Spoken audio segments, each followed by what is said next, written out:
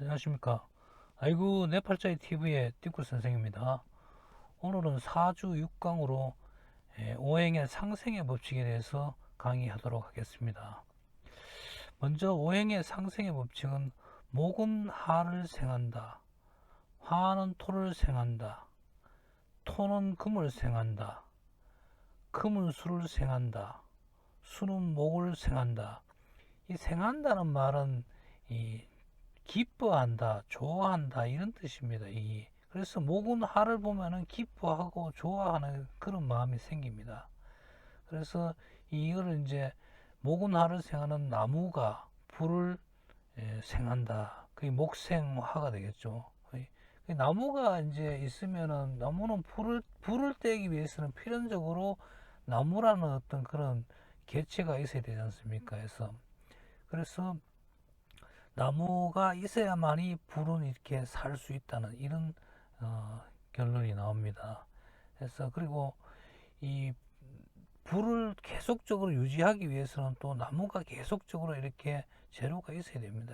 그래서 나무는 불을 생한다. 근데 이제 요거를 또 역으로 생각해 보면 왜 상생이란 말을 쓰냐면은 그건 뭐 그냥 생한다 이러면 한쪽만 이렇게 계속 이렇게 도움을 주는 이런 형태가 됩니다.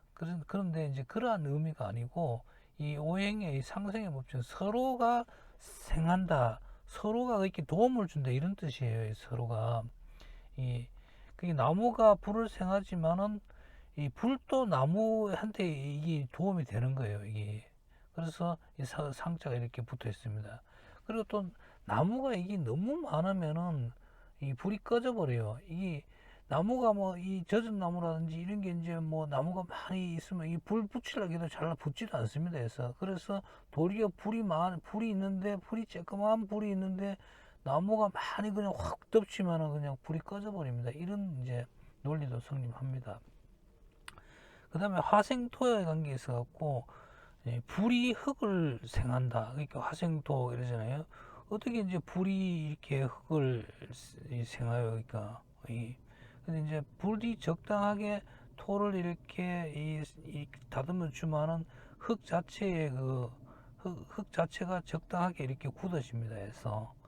어, 그래서 이제 불은 이제 흙을 생한다. 화생토 이렇게 됩니다. 근데 이제 불이 너무 이렇게 치열하면 불이 너무 세면은 이 하가 수기가 다 말라갖고 이제 이 조열해져 버립니다. 그러면은 이런 토는 사실 토생금하는 이 금을 생하지 못합니다. 이 흙 자체가 너무 메말라 있으면은 흙으로서의 역할이 못하게 됩니다. 흙을 만지면 부석부석해져 버리고 이렇게 이제 깨져 버리고 이렇게 되겠죠. 그러니까 흙 자체가 모이지 뭉쳐지지가 않습니다. 또 그리고 이 토생금에서 흙은 금을 생한다. 사실 이제 흙 속에 보면은 이 산이라든지 흙 속에 보면 이 강물질이 이렇게 많이 들어있잖아요. 그게 금입니다. 그래서 흙 속에는 항상 금이 나옵니다.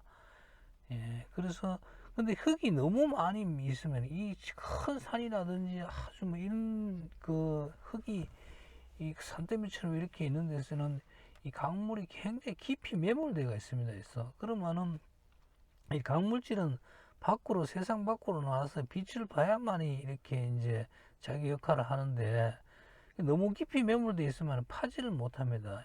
해서 흙이 너무 많으면은 강물이 매몰된다 해서 여기 이제 뭐 유치한 말로 사주 용어로 보면 토다 금매 이렇게 얘기합니다. 뭐 화생토 요거는 보면은 화다 토조 이렇게도 얘기를 합니다. 그리고 이제 목생화 요거는 이제 나무가 너무 많으면 돌이 불이 꺼진다 하는 것은 이게 목다 화식 이렇게 얘기도 합니다. 이 사주용어로서.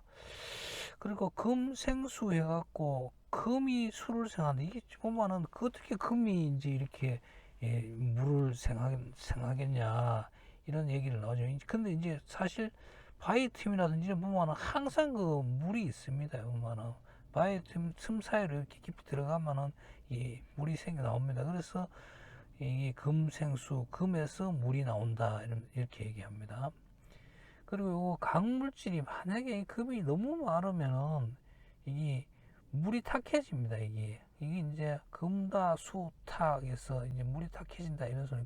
물이 탁하면 또 물로서 이제 쓰임새가 이렇게 예, 안 좋게 됩니다. 그래서 올바른 물이 있어야 사람도 마시고 또 뭐 큰 물 같은 경우는 용수로 이용해서 이렇게 다른 식물도 자라게 하는데, 근데 이제 강물질이 너무 많은 그런 물들은 탁해져서 물로서의 효용 가치가 없어집니다.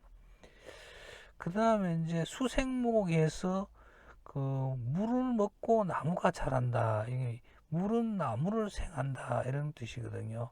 그 나무는 필연적으로 이 물을 동반하지 않고는 살 수가 없어요.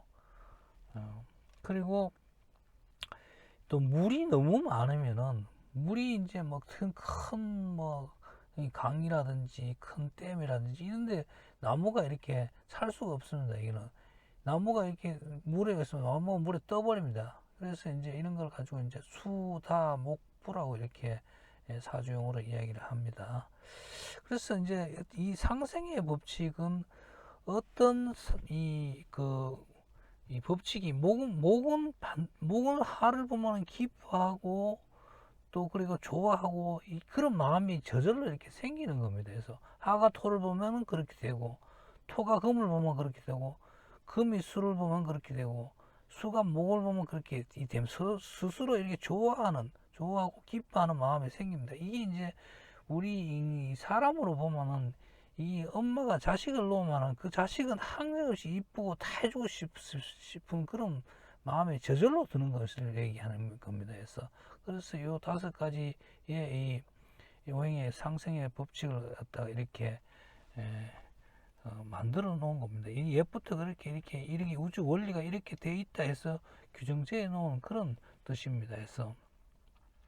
그 밑에 표현을 보면 목생화, 화생토, 토생금, 금생수, 수생목으로 이렇게 표현합니다.